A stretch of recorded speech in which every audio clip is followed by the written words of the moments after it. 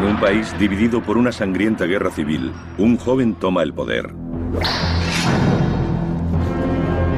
En su lengua nativa es llamado Drácula. No es el vampiro, el conde Drácula, sino una figura histórica, un príncipe rumano. Fue célebre en toda la cristiandad por sus hazañas contra los turcos. Drácula fue un caudillo conocido en toda Europa por su imponente valor y su aterradora crueldad.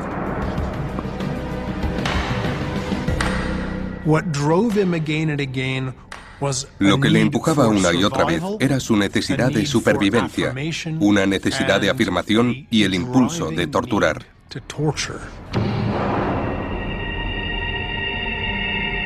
Conocido como el empalador por su método favorito de ejecución, Drácula entró en los libros de historia quemando, hirviendo, destripando y torturando. Pero también dejó un imperecedero legado en ladrillo, argamasa y piedra. Construyó palacios. Fundó la ciudad que se convertiría en capital del país. También levantó uno de los castillos más imponentes de Europa Oriental. Ahora, con lo último en animación por ordenador, el mundo perdido de Drácula volverá a la vida.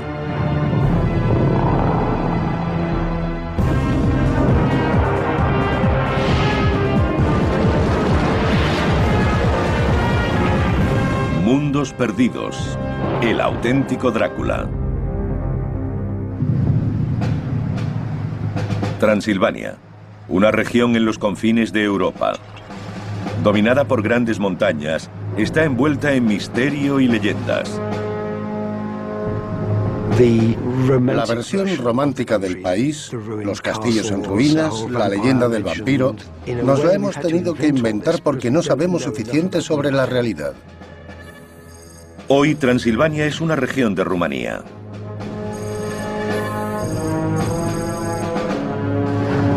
En el siglo XIX, el novelista Bram Stoker la convirtió en hogar del conde Drácula, el vampiro más famoso del mundo. Pero hasta los años 70, pocos lectores sospechaban que había tomado el nombre de un personaje real. Olvidemos Hollywood. Olvidemos las historias de vampiros. Ese hombre existió de verdad. Y fue un hombre sanguinario, extremadamente cruel, pero un gran líder. El auténtico Drácula vivió en un mundo sangriento y lleno de traiciones.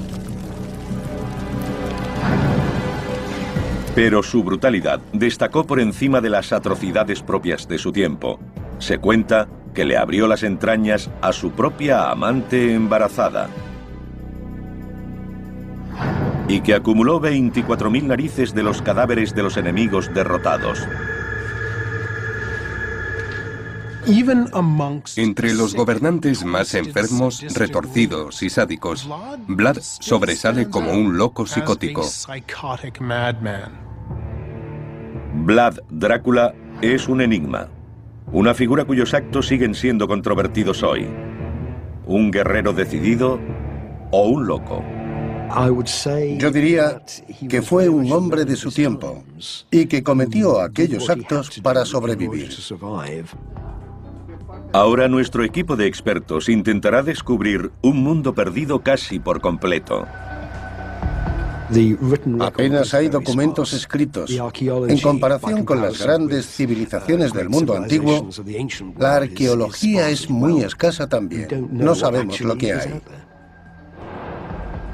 Usando las pistas del terreno e imágenes animadas, los expertos reconstruirán los palacios, castillos y fortificaciones de Drácula. Volverán a verse como fueron en tiempos del infame empalador. La tecnología moderna nos permite comprender lo que ha quedado de aquella época mejor que en el pasado. Así podemos explorar el interior de los muros y sacar conclusiones sobre la construcción sin necesidad de remover una piedra. La ruta comienza en el lugar de nacimiento de Vlad. una pintoresca ciudad fortificada llamada Sigisoara en el corazón de Transilvania. Los investigadores comienzan obteniendo pistas en una de las casas más antiguas de Sigisoara. En esta casa nació en 1431 el príncipe Vlad, el empalador, Drácula. Pero mucho ha cambiado desde el siglo XV. Probablemente fue un edificio de una sola planta. Lo que tenemos detrás es un añadido del siglo XVII. No está como la época de Vlad.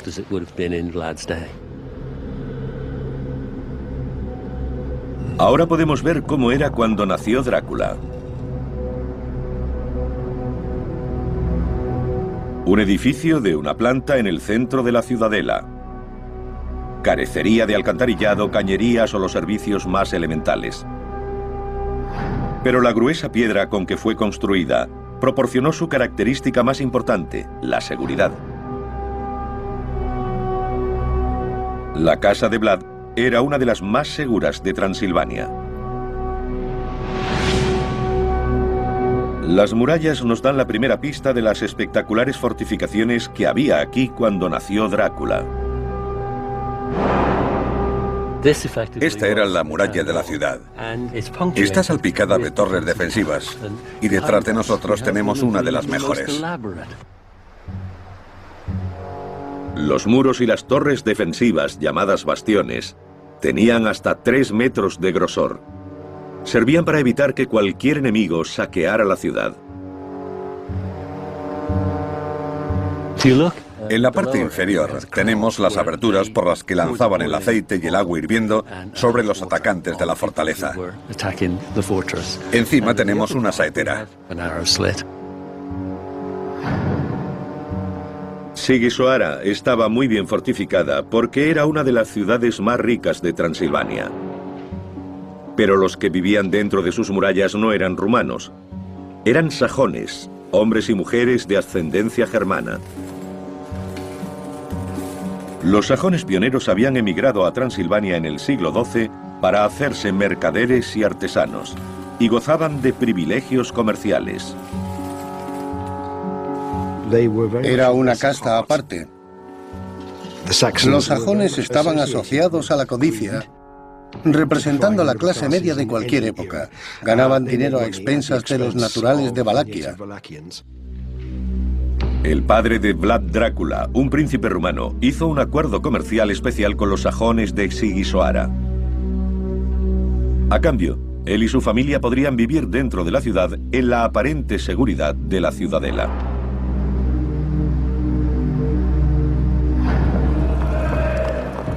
Pero en 1447 el padre de Drácula fue asesinado por un clan rival que tomó el trono de Valaquia, una provincia del sur de Rumanía. Vlad huyó al norte, pero juró regresar. Uno de los lugares donde residió fue el espectacular castillo de Bran. Hoy los turistas llegan al castillo pensando que fue el hogar del conde Drácula, el malvado retratado en la novela de Bram Stoker. El vampiro de ficción vivió aquí hasta que su corazón fue atravesado por una estaca. El lugar fue descrito como el hogar del maligno. El auténtico Drácula llegó aquí hacia 1450. Y bajo el esplendor gótico, los expertos descubren cómo fue el castillo en esa época. Modernizado por la realeza rumana a principios del siglo XX, su interior es muy diferente a cómo fue. Pero usando unos planos poco conocidos del castillo, los expertos reconstruyen cómo debió ser hace 500 años. The tower that you were telling me about, this one, this is actually this one behind us. Exactly, the round tower. But the strategic use of this tower, this was the gunpowder tower. Yeah. The gunpowder tower, yeah. Yeah, yeah. So if we orientate this way, we have the tower behind us here, yeah. And the original entrance to the castle was further over. Con los planos medievales del castillo y vanguardistas técnicas infográficas, es posible retroceder al siglo XV. No es un castillo gótico de cuento de hadas, sino la fortaleza más segura e imponente de la frontera transilvana. Fue un gran logro constructivo. El entorno no es muy propicio para el transporte por tierra, por lo que acarrear los materiales debió ser una ardua tarea, y una vez aquí habría que subirlos. Sin la tecnología con la que contamos hoy, tendrían que construir andamios de madera a medida que avanzaban. Se enfrentaron a un gran reto. Para Vlad Drácula, el castillo de Bran fue la plataforma ideal desde la que lanzar su asalto al poder. Estaba a punto de comenzar el reinado sangriento de Drácula. Para consolidar su dominio, se embarcaría en uno de los mayores programas de construcción de la historia de su país.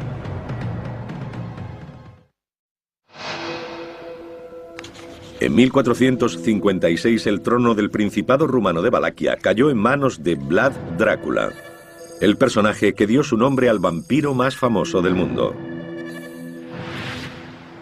Un equipo de investigadores intenta desvelar ese mundo perdido. Pretenden exponer los amplios proyectos constructivos que emprendió al inicio de su reinado, cuando quiso imponer orden en un país rebelde. Vlad Drácula tenía que hacer honor a su nombre. Lo había heredado de su padre, Vlad Dracul, el antiguo gobernante de Valaquia y caballero de la Orden del Dragón. El dragón formaba parte del emblema de la familia. Draculea era el hijo de Vlad Dracul, y también hay una relación con Drácula, que significa diablo.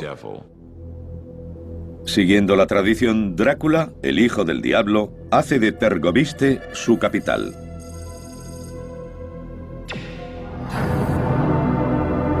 Es un lugar de legendario terror. Algunas de las mayores atrocidades de Drácula ocurrieron aquí. Pero cuando llegó, su vida era la que estaba en peligro inminente. No era la capital de su reino, era la capital de asesinatos políticos e intrigas.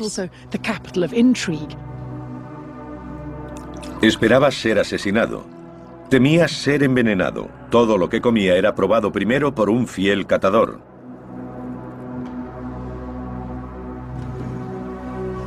Príncipes rivales, llamados boyardos, dominaban tradicionalmente la política en Valaquia. Pensar que podían hacer cualquier cosa para deshacerse de él le obligó a defenderse. Se trataba de matar o de morir. Durante generaciones, los terratenientes de Valaquia habían cambiado constantemente su lealtad. Y para conservar el poder, Vlad debía deshacerse de los boyardos. La aversión de Vlad hacia esa aristocracia también era hondamente personal. Su padre había sido asesinado por los boyardos y él era un hombre inclinado a la venganza.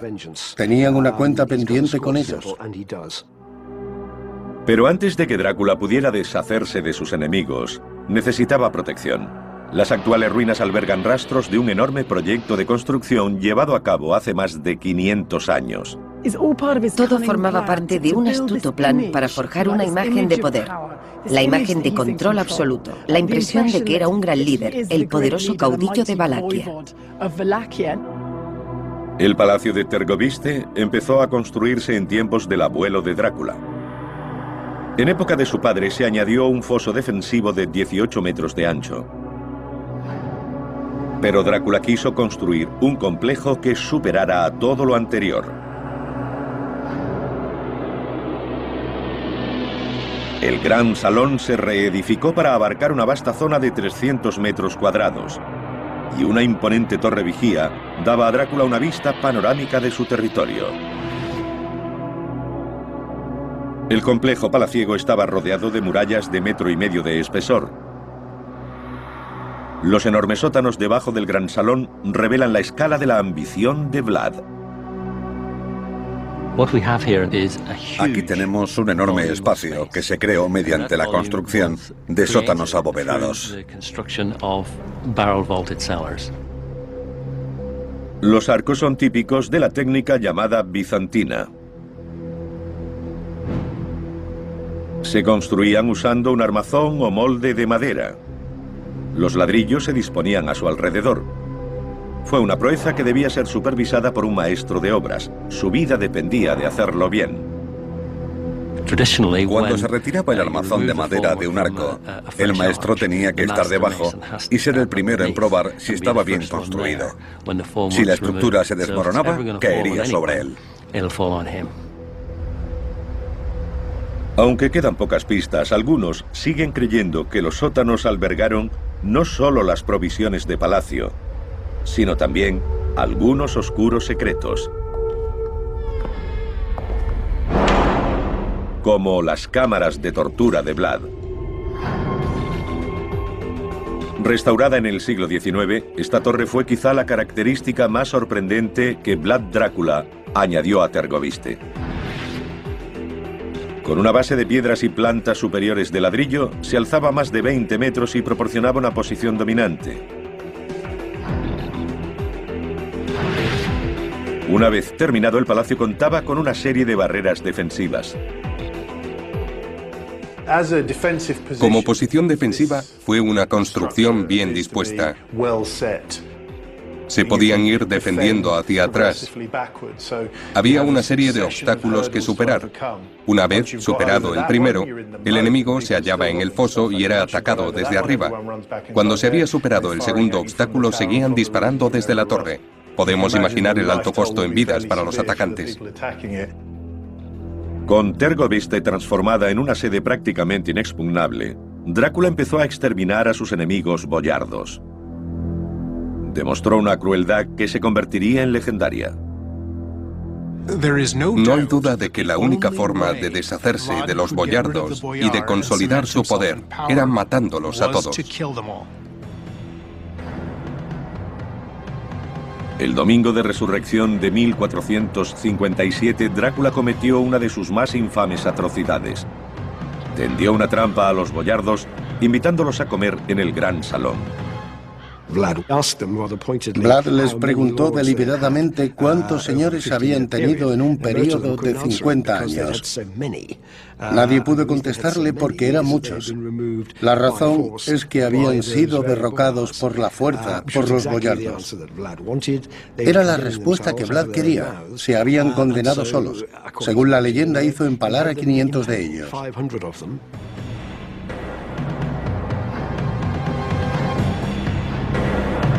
El empalamiento era un método de ejecución terrorífico. El modo más común consistía en poner al enemigo sobre la punta afilada de una estaca, atravesarlo por el ombligo o el corazón, levantarlo y dejarlo morir. Una muerte relativamente rápida. Eso era para los afortunados, porque si quería que sirvieran de ejemplo, usaba la punta roma. La engrasaban, le abrían las piernas y la insertaban por el recto. La estaca iría atravesando lentamente el cuerpo. Eso podía llevar un par de días de terrible agonía.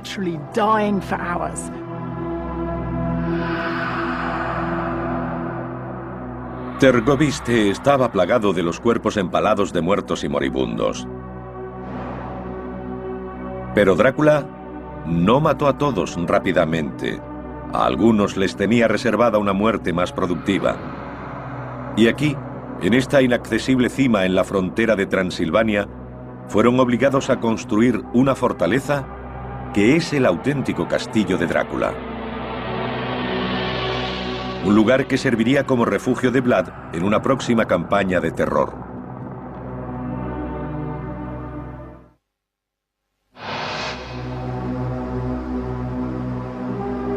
A 500 metros sobre el río Argés, en una abrupta montaña, yacen las ruinas de una antigua fortaleza llamada Castillo de Poenari. Este es el auténtico castillo de Drácula. El emplazamiento era clave. En el extremo del reino de Valaquia, El castillo también limitaba con el territorio montañoso de Transilvania. Incluso hoy sigue siendo un lugar remoto e imponente. Los investigadores deben subir los 140 escalones para llegar hasta él.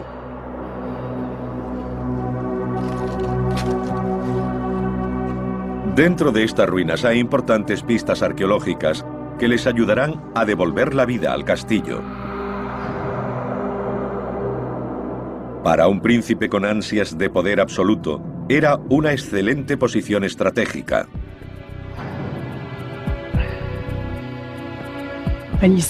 Hacia el sur vemos las tierras de Vlad, su Valaquia. Y a 75 kilómetros de esas montañas está Tergoviste, la capital. Pero de igual importancia, allí, al norte, está Transilvania, que incluía un par de fortalezas suyas. Este era el lugar idóneo desde el que tratar con los modestos sajones de Transilvania. Transilvania es hogar de ricos comerciantes sajones cuyos contubernios amenazan el poder de Vlad Drácula. Debe actuar con rapidez para construir el castillo, por lo que recurre a técnicas poco convencionales y a mano de obra forzada.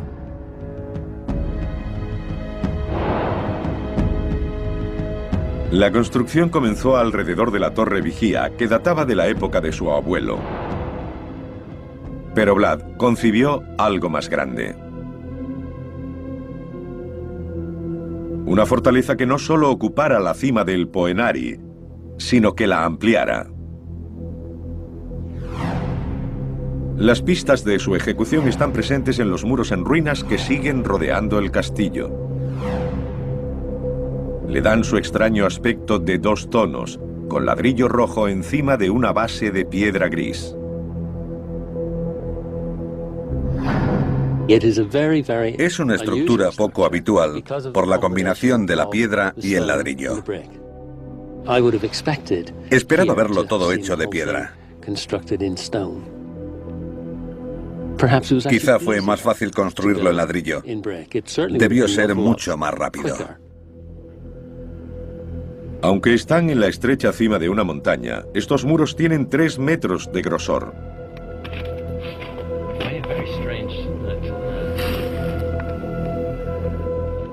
Se logró usando el método de construcción bizantino. El estilo bizantino consistía en construir 2 paredes de ladrillo y rellenar el espacio intermedio con piedras. La combinación del muro externo, el núcleo y el interno la convertían en una estructura muy sólida. Lo que mantiene unidos los muros fue también el secreto de la supervivencia del castillo en una zona sísmica. Usaron mortero de cal. Este es el aspecto que tiene la cal aplicada. Parece una crema muy espesa. Pero por ser cal, no compacta totalmente, permite cierta flexibilidad. Permite que los muros se muevan, lo que resulta muy útil en caso de terremoto. No hay grietas ni daños, que es lo que habría de haber usado cemento.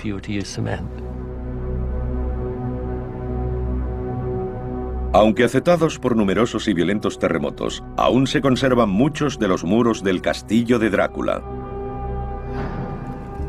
Fueron construidos con mano de obra forzada, nobles librados del empalamiento durante la matanza del Domingo de Resurrección en Tergoviste. Obligados a marchar hasta Poenari, iban a sufrir una agonía más lenta y prolongada. Las crónicas de Valaquia dicen que aquellos hombres y mujeres trabajaban muy duro hasta quedarse sin ropa. Estaban prácticamente desnudos. Pero el castillo no fue levantado solo por esclavos. Una ingeniosa característica demuestra que también intervinieron expertos maestros.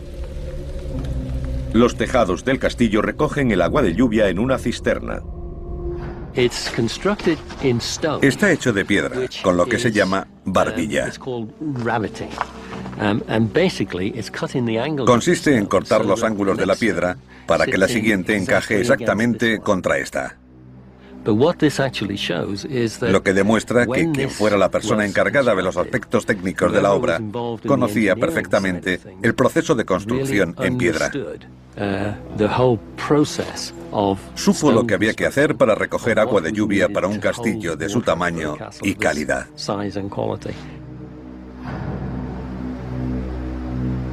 Todo lo necesario para construir el castillo de Drácula estaba disponible en el valle fluvial inferior. Había arena para el mortero, gravilla y piedras pequeñas para el relleno del muro bizantino. También había grandes piedras que formaron la base del castillo. Incluso los ladrillos se hicieron aquí. Este fue el espectacular resultado. Una vez terminado, el castillo abarcaba toda la cima, cubriendo casi 50 metros de longitud. Un nido de águilas. El castillo de Drácula ofrecía una excelente seguridad y el control de un paso estratégico entre las montañas. Pero al otro lado de la frontera, en Transilvania, los problemáticos comerciantes sajones tramaban una conspiración contra él. Para proteger sus beneficios, apoyaron a un rival que pretendía el trono de Vlad. Este castillo proporcionó a Vlad la baza esencial para tratar con los sajones de Transilvania. Él les hizo darse cuenta de que para usar sus rutas comerciales, ante todo, tendrían que hacer lo que él decía. Se avecinaba un gran enfrentamiento. Vlad Drácula necesitaría todo su ingenio para superar las defensas de una de las ciudades mejor fortificadas de Europa. Exigiría una terrible venganza.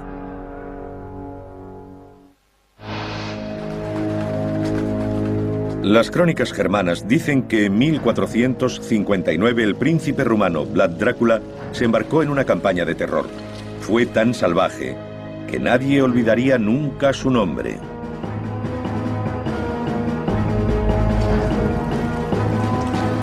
Reuniendo a sus tropas en el castillo de Bran, entró en Transilvania. Los comerciantes sajones planeaban derrocarlo. Él pretendía castigarlos. Su base estaba en Brasov. Ocultas dentro de la ciudad moderna están las fortificaciones de lo que fue la ciudad más rica y mejor defendida de la Transilvania medieval. Los sajones se unieron a los enemigos de Vlad. Eran poco fiables y extranjeros. En su opinión, obraba injusticia. Hoy la pintoresca ciudad ofrece pocas pistas de los sangrientos acontecimientos que se desarrollaron hace 5 siglos y medio. El ataque de Vlad sobre Brasov no fue fácil. Las defensas de la ciudad eran formidables. Un enorme muro de casi 5 metros de grosor en algunos lugares rodeaba toda la ciudad sajona. Había bastiones a intervalos regulares. De este se encargaba el gremio de tejedores. Esta es una de las fortificaciones más importantes que ha sobrevivido, casi intacta. En cuanto a la arquitectura y la forma, es extremadamente importante para el entendimiento de los sistemas defensivos de principios del siglo XV. Se construyó una galería de madera de varios niveles contra el interior del muro. Aquí vemos un trabajo en roble de altísima calidad. Ahora todo está cubierto de nieve, pero debajo hay tejados de madera. Los muros externos disponen de aspilleras horizontales y saeteras. Más tarde serían usadas para cañones y mosquetes. Los sajones creían que estaban a salvo dentro de sus imponentes fortificaciones, pero subestimaron la astucia de Drácula. Vlad había crecido en una ciudad sajona. Conocía sus métodos de combate. Sabía que un asalto frontal estaba condenado al fracaso. Tomó Brasov por sorpresa, atacando de noche y saqueando los alrededores antes de que sus habitantes pudieran refugiarse tras sus murallas.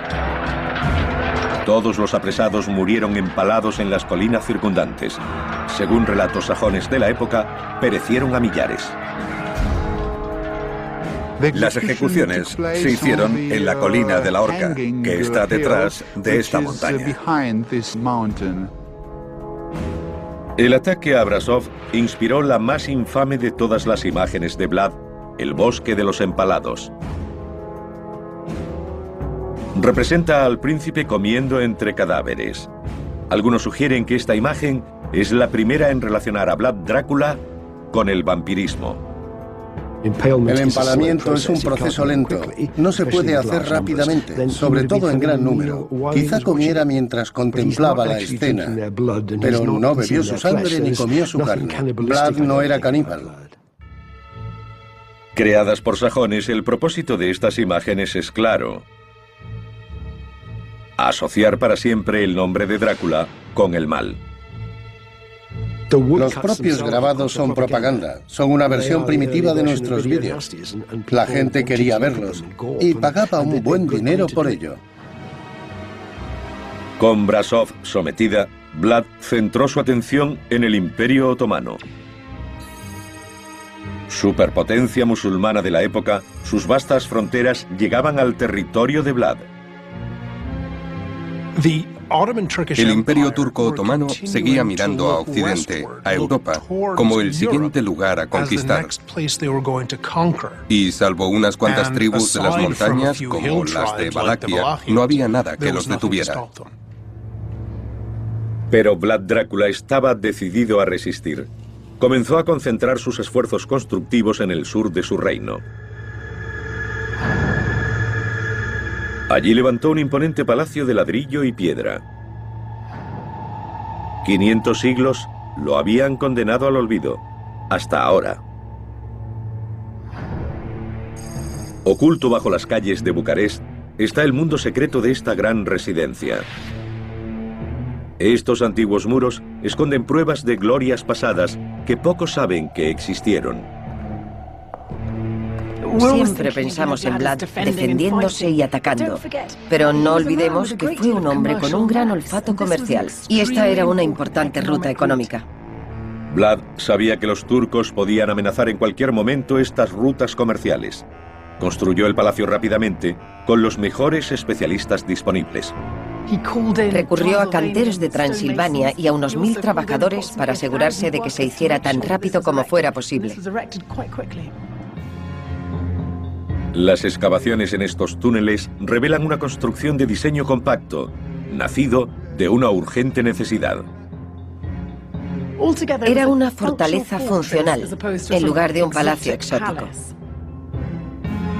Gobernantes posteriores lo reconstruirían y ampliarían, pero ocultas en los cimientos quedan pistas de su historia.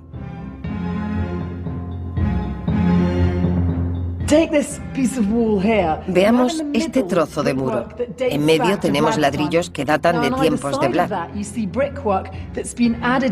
ambos lados hay ladrillos que se han añadido en épocas posteriores. Es fascinante porque hay pruebas arqueológicas de los siglos XIV, XV, XVI, XVII, XVIII y XIX.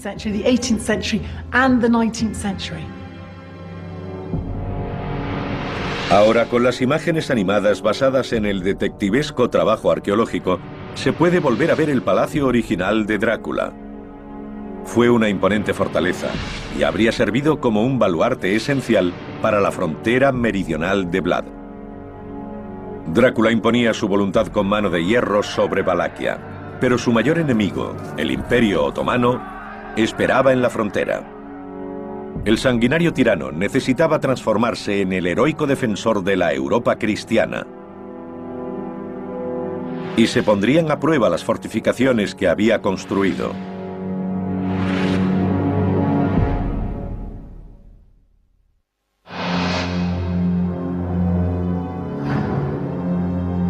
Con su país defendido por una serie de palacios fortificados, Vlad Drácula, príncipe de Valaquia, comenzó a planear la guerra. Recibió a una delegación otomana entre los gruesos muros de su palacio de Tergoviste. Los ejércitos conquistadores turcos habían alcanzado sus fronteras y ahora amenazaban la Europa cristiana.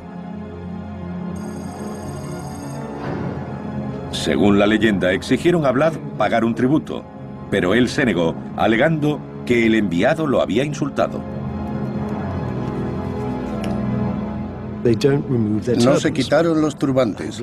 Vlad les preguntó por qué se mostraban tan insultantes. Ellos dijeron que tenían por costumbre no quitárselos.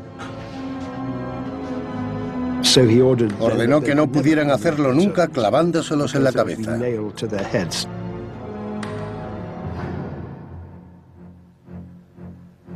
En el invierno de 1461, Drácula y los turcos estaban en guerra. Con inesperada rapidez y valentía, Drácula lideró a sus soldados en una brillante campaña en territorio enemigo. Todo el que se interpuso en su camino cayó ante su espada. Un noble como Vlad no podía quedarse atrás en combate. Tenía que ser físicamente valiente. De otra forma no era nadie. Vlad regresó a la seguridad de las fortificaciones de Tergoviste. En 1462 escribió a los reinos vecinos pidiendo ayuda a sus colegas cristianos. Con un despacho envió una demostración de su proeza militar. 23.884 narices cortadas de las caras de sus enemigos. El sultán turco Mehmed, también fiero general, se dispuso a encontrarse con él en combate. Su ejército triplicaba en número al de Vlad. Aunque Tergoviste tenía formidables defensas, Vlad sabía que el palacio no podría soportar un asedio prolongado. El modo de superar posiciones defensivas como esa era a través de la intriga, pagando a alguien para que abriera las puertas, o sitiándolo hasta la inanición. Son una buena respuesta si todo lo que temes es que alguien llame a tu puerta durante unas pocas semanas, pero ya no es tan bueno estar escondidos aquí 3 años. Vlad se ve obligado a cambiar de táctica y sale al encuentro. Mehmed era un maestro de la guerra psicológica, pero se encontró con un soldado más potente psicológicamente hablando. Vlad usó despiadadas tácticas de guerra de guerrillas. Permaneció en los frondosos bosques rumanos, saliendo para atacar rápida y brutalmente, desapareciendo después. Para Vlad era como ser un gran tiburón. Si te quedas quieto, mueres. Los turcos avanzaban y Vlad usó todas las tácticas concebibles para minar su moral. Atacó por la noche, envenenó sus pozos, quemó sus cosechas, incluso pagó a enfermos para infiltrarse en las filas turcas y contagiarles infecciones. La campaña de terror psicológico de Vlad llegó a su clímax ante las murallas de Tergoviste. Cuando abandonó su palacio, dejó atrás una visión que perseguiría al sultán el resto de su vida. Dio lugar al apodo turco de Vlad. Le llamaron Kasikli Bey, el señor empalador. Mehmed, que era un hombre terriblemente cruel, se dio la vuelta.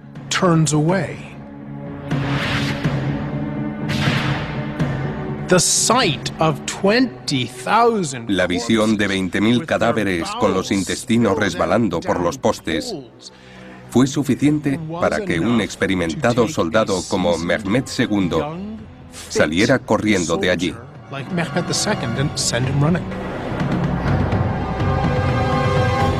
El traumatizado sultán regresó a su país dejando que otros lucharan con Drácula. Le hicieron replegarse. Se vio obligado a retroceder a su santuario de Poenari, el castillo de Drácula. La posición y defensas del castillo imposibilitaban un ataque frontal. Pero la vida resultaba insoportable para los que estaban atrapados en su interior. Aterrorizada por la idea de ser torturada hasta la muerte por los turcos, la esposa de Drácula se arrojó desde las almenas. Su cuerpo cayó al río. Aún hoy es llamado el Río de la Princesa. Pero Vlad no se rindió. Pudo salir y vivir para seguir combatiendo.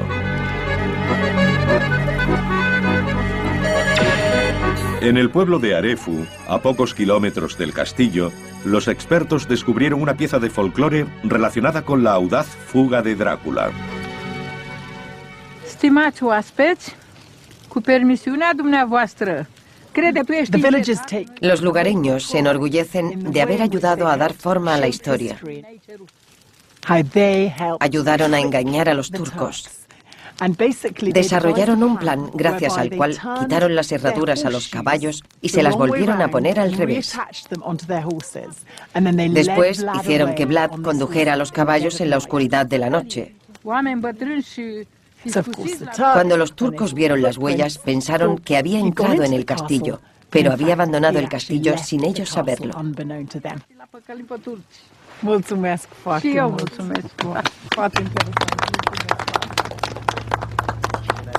Drácula huyó a Transilvania, al exilio. 10 años después, regresó y reclamó su trono.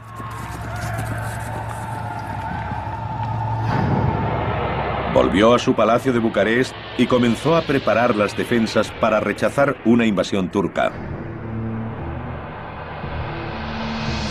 Pero su reinado terminó antes de empezar.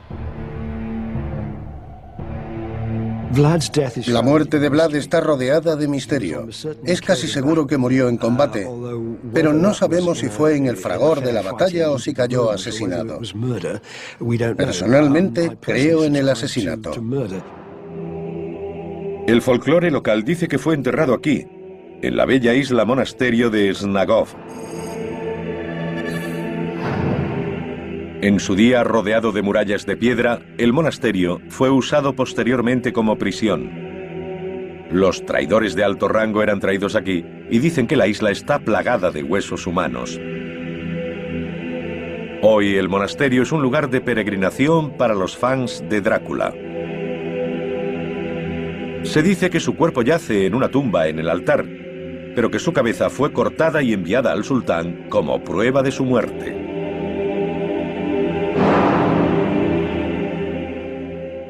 La tradición y el deseo sitúan a Vlad en esta tumba del monasterio de Snagov, pero la tumba está vacía. No hay nada dentro. Excavaciones previas no encontraron pruebas de que el cuerpo de Vlad estuviera enterrado en Snagov. Su última morada es un misterio.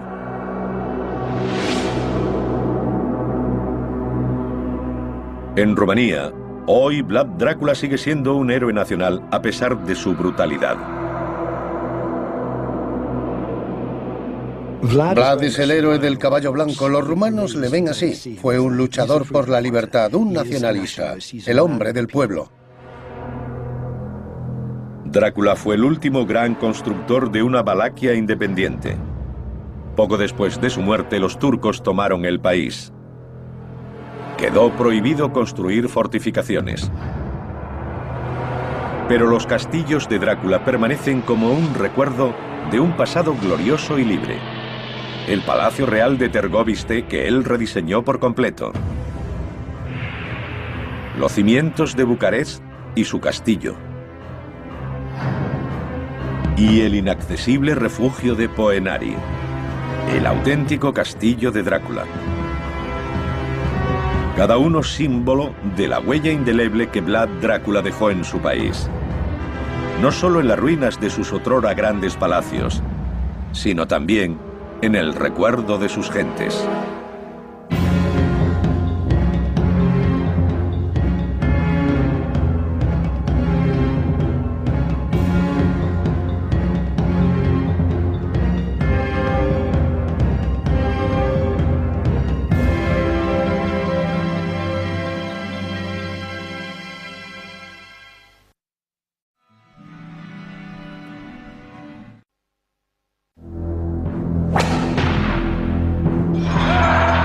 un país dividido por una sangrienta guerra civil, un joven toma el poder. En su lengua nativa es llamado Drácula. No es el vampiro, el conde Drácula, sino una figura histórica, un príncipe rumano. Fue célebre en toda la cristiandad por sus hazañas contra los turcos. Drácula fue un caudillo conocido en toda Europa por su imponente valor y su aterradora crueldad.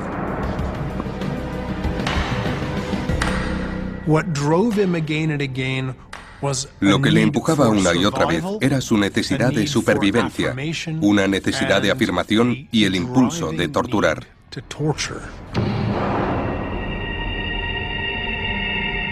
Conocido como el empalador por su método favorito de ejecución, Drácula entró en los libros de historia quemando, hirviendo, destripando y torturando. Pero también dejó un imperecedero legado en ladrillo, argamasa y piedra. Construyó palacios. Fundó la ciudad que se convertiría en capital del país. También levantó uno de los castillos más imponentes de Europa Oriental. Ahora, con lo último en animación por ordenador, el mundo perdido de Drácula volverá a la vida.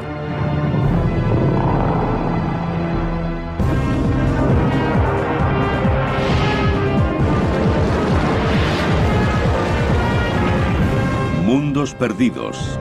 El auténtico Drácula. Transilvania, una región en los confines de Europa. Dominada por grandes montañas, está envuelta en misterio y leyendas. La versión romántica del país, los castillos en ruinas, la leyenda del vampiro, nos la hemos tenido que inventar porque no sabemos suficiente sobre la realidad. Hoy Transilvania es una región de Rumanía.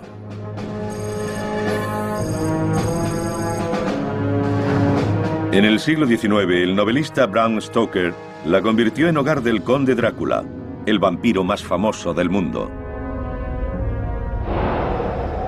Pero hasta los años 70, pocos lectores sospechaban que había tomado el nombre de un personaje real. Olvidemos Hollywood.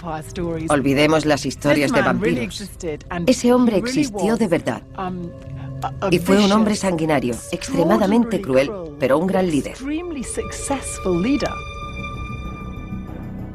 El auténtico Drácula vivió en un mundo sangriento y lleno de traiciones. Pero su brutalidad destacó por encima de las atrocidades propias de su tiempo. Se cuenta que le abrió las entrañas a su propia amante embarazada. Y que acumuló 24.000 narices de los cadáveres de los enemigos derrotados. Entre los gobernantes más enfermos, retorcidos y sádicos, Vlad sobresale como un loco psicótico.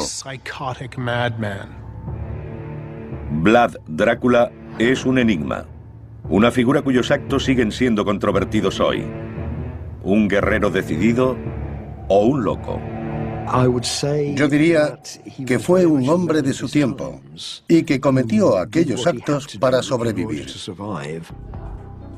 Ahora nuestro equipo de expertos intentará descubrir un mundo perdido casi por completo.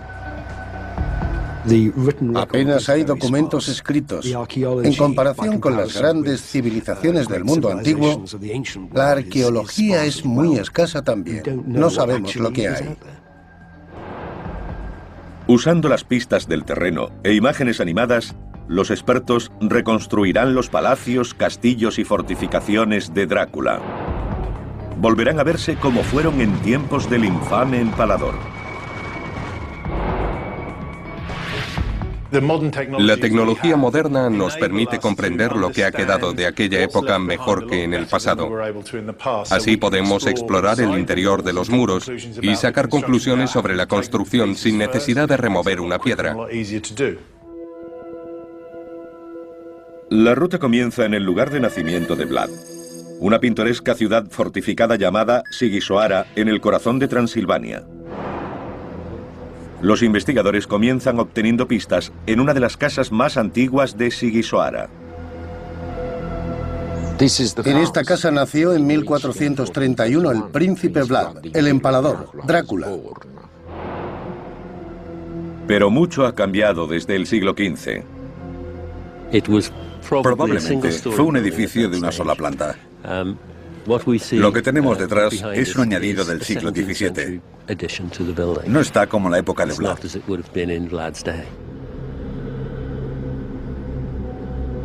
Ahora podemos ver cómo era cuando nació Drácula. Un edificio de una planta en el centro de la ciudadela. Carecería de alcantarillado, cañerías o los servicios más elementales. Pero la gruesa piedra con que fue construida proporcionó su característica más importante, la seguridad. La casa de Vlad era una de las más seguras de Transilvania. Las murallas nos dan la primera pista de las espectaculares fortificaciones que había aquí cuando nació Drácula. Esta era la muralla de la ciudad. Está salpicada de torres defensivas y detrás de nosotros tenemos una de las mejores. Los muros y las torres defensivas, llamadas bastiones, tenían hasta 3 metros de grosor. Servían para evitar que cualquier enemigo saqueara la ciudad. En la parte inferior tenemos las aberturas por las que lanzaban el aceite y el agua hirviendo sobre los atacantes de la fortaleza. Encima tenemos una saetera. Sigisoara estaba muy bien fortificada porque era una de las ciudades más ricas de Transilvania. Pero los que vivían dentro de sus murallas no eran rumanos. Eran sajones, hombres y mujeres de ascendencia germana. Los sajones pioneros habían emigrado a Transilvania en el siglo XII para hacerse mercaderes y artesanos, y gozaban de privilegios comerciales. Era una casta aparte. Los sajones estaban asociados a la codicia, representando la clase media de cualquier época. Ganaban dinero a expensas de los naturales de Valaquia. El padre de Vlad Drácula, un príncipe rumano, hizo un acuerdo comercial especial con los sajones de Sigisoara. A cambio, él y su familia podrían vivir dentro de la ciudad en la aparente seguridad de la ciudadela.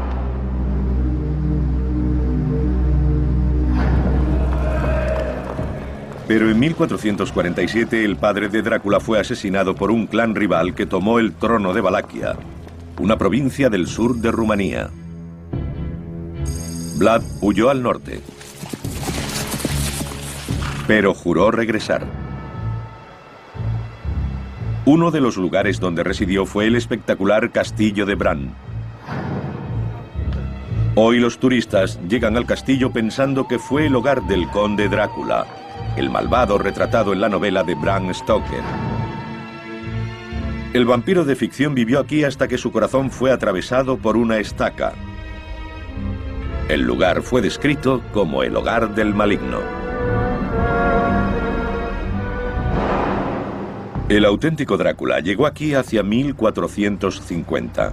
Y bajo el esplendor gótico, los expertos descubren cómo fue el castillo en esa época.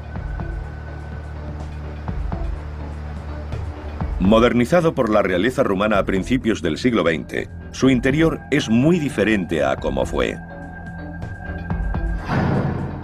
Pero usando unos planos poco conocidos del castillo, los expertos reconstruyen cómo debió ser hace 500 años. The tower that you were telling me about, this one, this is actually this one behind us. Exactly, the round tower. But the strategic use of this tower, this was the gunpowder tower. Yeah. The gunpowder tower, yeah. Yeah, yeah. So if we orientate this way, we have the tower behind us here. Yeah. And the original entrance to the castle was further over. Con los planos medievales del castillo y vanguardistas técnicas infográficas, es posible retroceder al siglo XV. No es un castillo gótico de cuento de hadas, sino la fortaleza más segura e imponente de la frontera transilvana. Fue un gran logro constructivo. El entorno no es muy propicio para el transporte por tierra, por lo que acarrear los materiales debió ser una ardua tarea, y una vez aquí habría que subirlos. Sin la tecnología con la que contamos hoy, tendrían que construir andamios de madera a medida que avanzaban. Se enfrentaron a un gran reto. Para Vlad Drácula, el castillo de Bran fue la plataforma ideal desde la que lanzar su asalto al poder. Estaba a punto de comenzar el reinado sangriento de Drácula. Para consolidar su dominio, se embarcaría en uno de los mayores programas de construcción de la historia de su país.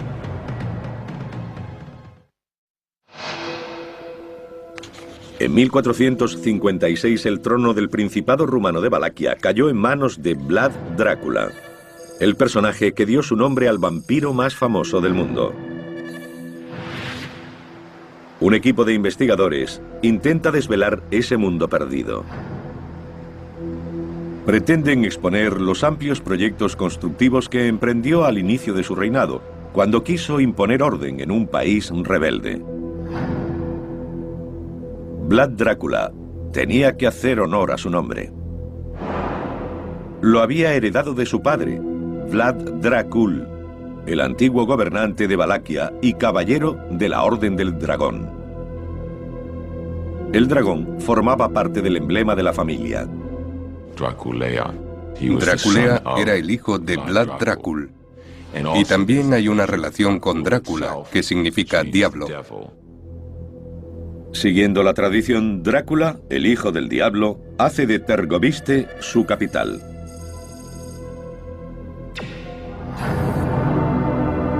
Es un lugar de legendario terror.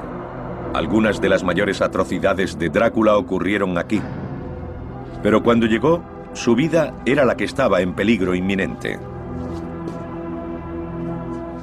No era la capital de su reino, era la capital de asesinatos políticos e intrigas. Esperaba ser asesinado. Temía ser envenenado. Todo lo que comía era probado primero por un fiel catador.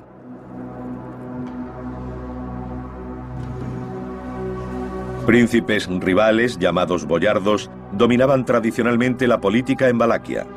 Pensar que podían hacer cualquier cosa para deshacerse de él le obligó a defenderse. Se trataba de matar o de morir.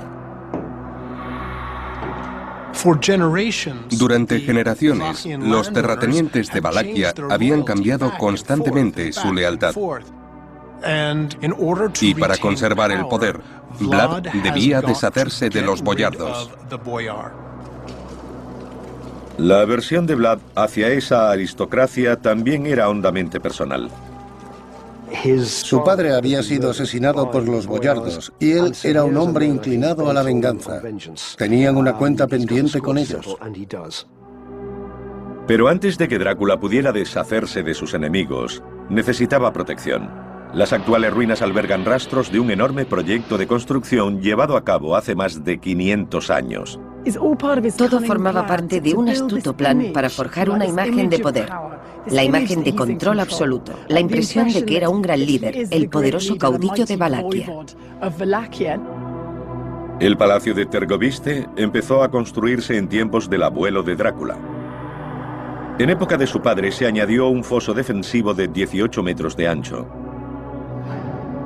Pero Drácula quiso construir un complejo que superara a todo lo anterior. El gran salón se reedificó para abarcar una vasta zona de 300 metros cuadrados, y una imponente torre vigía daba a Drácula una vista panorámica de su territorio. El complejo palaciego estaba rodeado de murallas de 1,5 metros de espesor. Los enormes sótanos debajo del gran salón revelan la escala de la ambición de Vlad. Aquí tenemos un enorme espacio que se creó mediante la construcción de sótanos abovedados. Los arcos son típicos de la técnica llamada bizantina. Se construían usando un armazón o molde de madera. Los ladrillos se disponían a su alrededor. Fue una proeza que debía ser supervisada por un maestro de obras. Su vida dependía de hacerlo bien. Cuando se retiraba el armazón de madera de un arco, el maestro tenía que estar debajo y ser el primero en probar si estaba bien construido. Si la estructura se desmoronaba, caería sobre él. Aunque quedan pocas pistas, algunos siguen creyendo que los sótanos albergaron no solo las provisiones de palacio, sino también algunos oscuros secretos, como las cámaras de tortura de Vlad. Restaurada en el siglo XIX, esta torre fue quizá la característica más sorprendente que Vlad Drácula añadió a Tergoviste. Con una base de piedras y plantas superiores de ladrillo, se alzaba más de 20 metros y proporcionaba una posición dominante. Una vez terminado, el palacio contaba con una serie de barreras defensivas. Como posición defensiva, fue una construcción bien dispuesta. Se podían ir defendiendo hacia atrás. Había una serie de obstáculos que superar. Una vez superado el primero, el enemigo se hallaba en el foso y era atacado desde arriba. Cuando se había superado el segundo obstáculo, seguían disparando desde la torre. Podemos imaginar el alto costo en vidas para los atacantes. Con Tergoviste transformada en una sede prácticamente inexpugnable, Drácula empezó a exterminar a sus enemigos boyardos. Demostró una crueldad que se convertiría en legendaria. No hay duda de que la única forma de deshacerse de los boyardos y de consolidar su poder era matándolos a todos. El domingo de resurrección de 1457, Drácula cometió una de sus más infames atrocidades. Tendió una trampa a los boyardos, invitándolos a comer en el gran salón. Vlad les preguntó deliberadamente cuántos señores habían tenido en un periodo de 50 años. Nadie pudo contestarle porque eran muchos. La razón es que habían sido derrocados por la fuerza por los boyardos. Era la respuesta que Vlad quería. Se habían condenado solos. Según la leyenda, hizo empalar a 500 de ellos.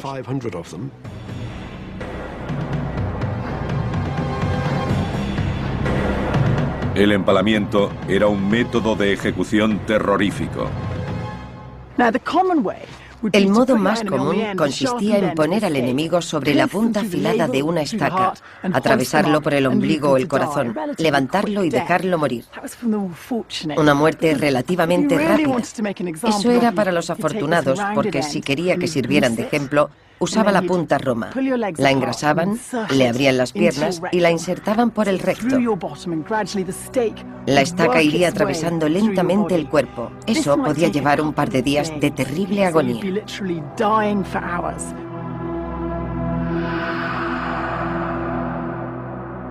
Tergoviste estaba plagado de los cuerpos empalados de muertos y moribundos. Pero Drácula no mató a todos rápidamente. A algunos les tenía reservada una muerte más productiva. Y aquí, en esta inaccesible cima en la frontera de Transilvania, fueron obligados a construir una fortaleza que es el auténtico castillo de Drácula. Un lugar que serviría como refugio de Vlad en una próxima campaña de terror.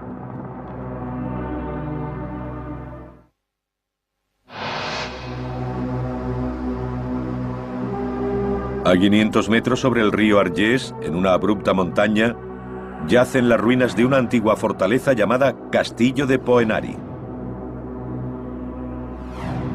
Este es el auténtico castillo de Drácula. El emplazamiento era clave.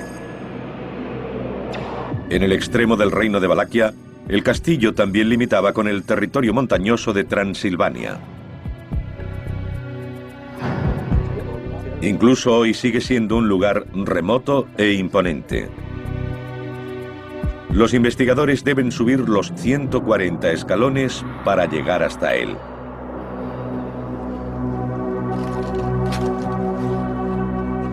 Dentro de estas ruinas hay importantes pistas arqueológicas que les ayudarán a devolver la vida al castillo.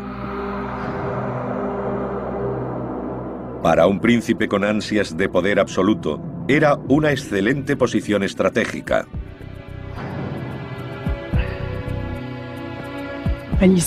Hacia el sur vemos las tierras de Vlad, su Valaquia. Y a 75 kilómetros de esas montañas está Tergoviste, la capital. Pero de igual importancia, allí, al norte, está Transilvania, que incluía un par de fortalezas suyas. Este era el lugar idóneo desde el que tratar con los modestos sajones de Transilvania. Transilvania es hogar de ricos comerciantes sajones cuyos contubernios amenazan el poder de Vlad Drácula. Debe actuar con rapidez para construir el castillo, por lo que recurre a técnicas poco convencionales y a mano de obra forzada.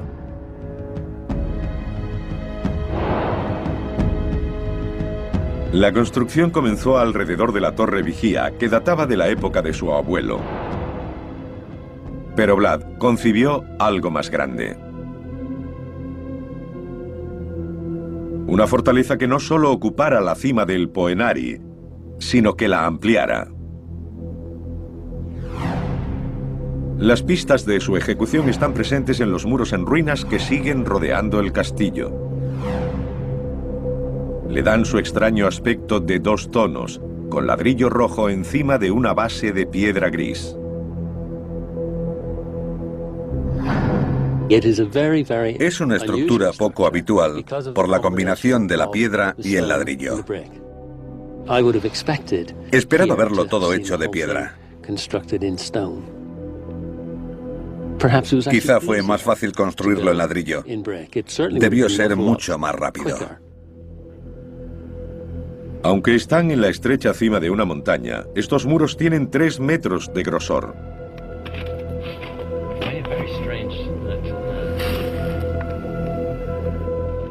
Se logró usando el método de construcción bizantino. El estilo bizantino consistía en construir 2 paredes de ladrillo y rellenar el espacio intermedio con piedras. La combinación del muro externo, el núcleo y el interno la convertían en una estructura muy sólida. Lo que mantiene unidos los muros fue también el secreto de la supervivencia del castillo en una zona sísmica. Usaron mortero de cal. Este es el aspecto que tiene la cal aplicada. Parece una crema muy espesa. Pero por ser cal, no compacta totalmente, permite cierta flexibilidad. Permite que los muros se muevan, lo que resulta muy útil en caso de terremoto. No hay grietas ni daños, que es lo que habría de haber usado cemento.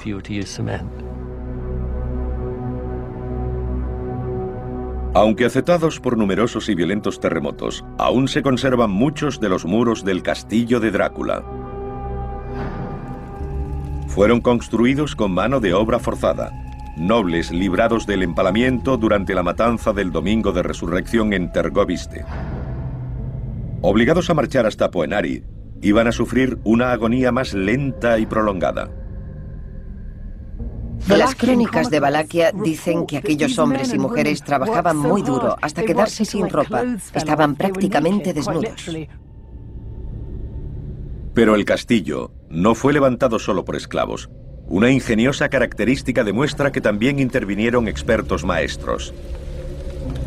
Los tejados del castillo recogen el agua de lluvia en una cisterna.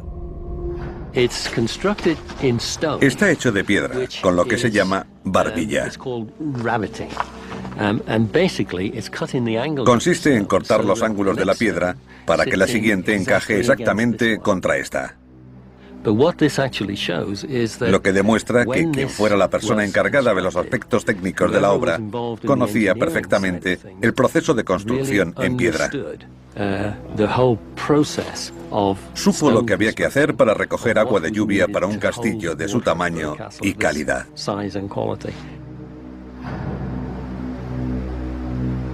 Todo lo necesario para construir el castillo de Drácula estaba disponible en el valle fluvial inferior.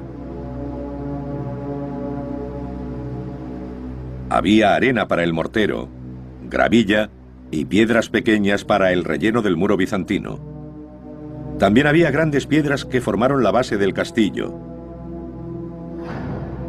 Incluso los ladrillos se hicieron aquí. Este fue el espectacular resultado. Una vez terminado, el castillo abarcaba toda la cima, cubriendo casi 50 metros de longitud.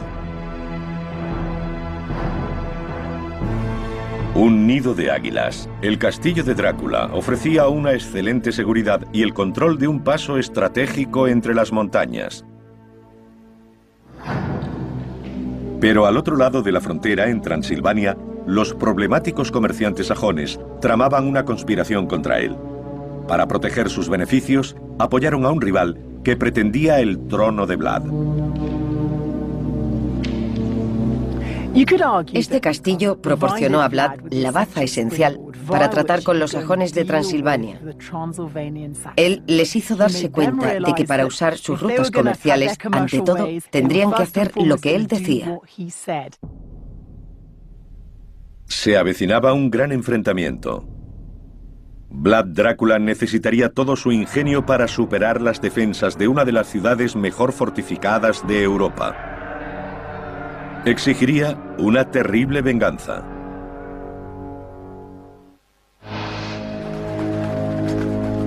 Las crónicas germanas dicen que en 1459 el príncipe rumano Vlad Drácula se embarcó en una campaña de terror. Fue tan salvaje que nadie olvidaría nunca su nombre.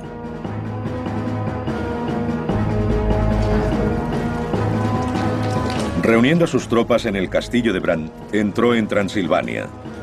Los comerciantes sajones planeaban derrocarlo. Él pretendía castigarlos. Su base estaba en Brasov. Ocultas dentro de la ciudad moderna están las fortificaciones de lo que fue la ciudad más rica y mejor defendida de la Transilvania medieval. Los sajones se unieron a los enemigos de Vlad. Eran poco fiables y extranjeros. En su opinión, obraba injusticia. Hoy la pintoresca ciudad ofrece pocas pistas de los sangrientos acontecimientos que se desarrollaron hace 5 siglos y medio. El ataque de Vlad sobre Brasov no fue fácil. Las defensas de la ciudad eran formidables. Un enorme muro de casi 5 metros de grosor en algunos lugares rodeaba toda la ciudad sajona. Había bastiones a intervalos regulares. De este se encargaba el gremio de tejedores. Esta es una de las fortificaciones más importantes que ha sobrevivido, casi intacta. En cuanto a la arquitectura y la forma, es extremadamente importante para el entendimiento de los sistemas defensivos de principios del siglo XV. Se construyó una galería de madera de varios niveles contra el interior del muro. Aquí vemos un trabajo en roble de altísima calidad. Ahora todo está cubierto de nieve, pero debajo hay tejados de madera. Los muros externos disponen de aspilleras horizontales y saeteras. Más tarde serían usadas para cañones y mosquetes. Los sajones creían que estaban a salvo dentro de sus imponentes fortificaciones, pero subestimaron la astucia de Drácula. Vlad había crecido en una ciudad sajona. Conocía sus métodos de combate. Sabía que un asalto frontal estaba condenado al fracaso. Tomó Brasov por sorpresa, atacando de noche y saqueando los alrededores antes de que sus habitantes pudieran refugiarse tras sus murallas. Todos los apresados murieron empalados en las colinas circundantes. Según relatos sajones de la época, perecieron a millares. Las ejecuciones se hicieron en la colina de la Horca, que está detrás de esta montaña.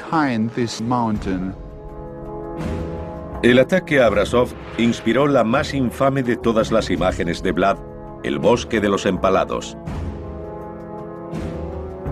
Representa al príncipe comiendo entre cadáveres. Algunos sugieren que esta imagen es la primera en relacionar a Vlad Drácula con el vampirismo. El empalamiento es un proceso lento. No se puede hacer rápidamente, sobre todo en gran número. Quizá comiera mientras contemplaba la escena, pero no bebió su sangre ni comió su carne. Vlad no era caníbal. Creadas por sajones, el propósito de estas imágenes es claro: asociar para siempre el nombre de Drácula con el mal. Los propios grabados son propaganda, son una versión primitiva de nuestros vídeos.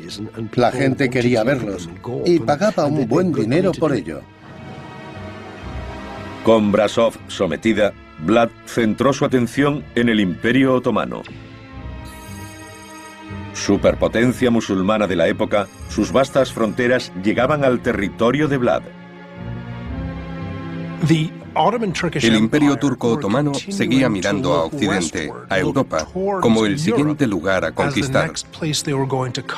Y salvo unas cuantas tribus de las montañas, como las de Valaquia, no había nada que los detuviera. Pero Vlad Drácula estaba decidido a resistir. Comenzó a concentrar sus esfuerzos constructivos en el sur de su reino. Allí levantó un imponente palacio de ladrillo y piedra. 500 siglos lo habían condenado al olvido, hasta ahora. Oculto bajo las calles de Bucarest está el mundo secreto de esta gran residencia. Estos antiguos muros esconden pruebas de glorias pasadas que pocos saben que existieron. Siempre pensamos en Vlad defendiéndose y atacando, pero no olvidemos que fue un hombre con un gran olfato comercial, y esta era una importante ruta económica. Vlad sabía que los turcos podían amenazar en cualquier momento estas rutas comerciales. Construyó el palacio rápidamente, con los mejores especialistas disponibles. Recurrió a canteros de Transilvania y a unos 1000 trabajadores para asegurarse de que se hiciera tan rápido como fuera posible. Las excavaciones en estos túneles revelan una construcción de diseño compacto, nacido de una urgente necesidad.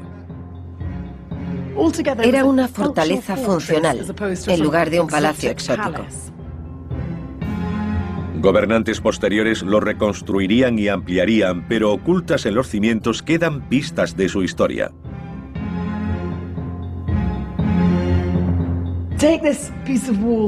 Veamos este trozo de muro. En medio tenemos ladrillos que datan de tiempos de Vlad. A ambos lados hay ladrillos que se han añadido en épocas posteriores. Es fascinante porque hay pruebas arqueológicas de los siglos XIV, XV, XVI, XVII, XVIII y XIX.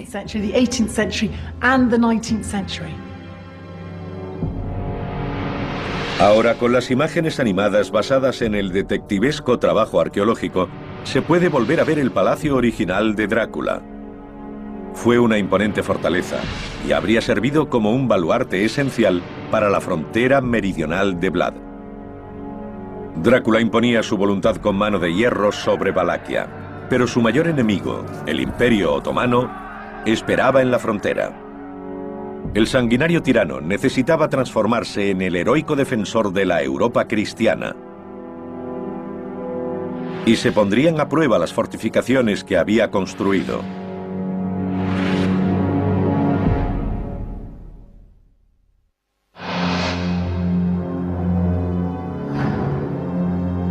Con su país defendido por una serie de palacios fortificados, Vlad Drácula, príncipe de Valaquia, comenzó a planear la guerra. Recibió a una delegación otomana entre los gruesos muros de su palacio de Tergoviste. Los ejércitos conquistadores turcos habían alcanzado sus fronteras y ahora amenazaban la Europa cristiana. Según la leyenda, exigieron a Vlad pagar un tributo, pero él se negó, alegando que el enviado lo había insultado. No se quitaron los turbantes. Vlad les preguntó por qué se mostraban tan insultantes. Ellos dijeron que tenían por costumbre no quitárselos. Ordenó que no pudieran hacerlo nunca clavándoselos en la cabeza.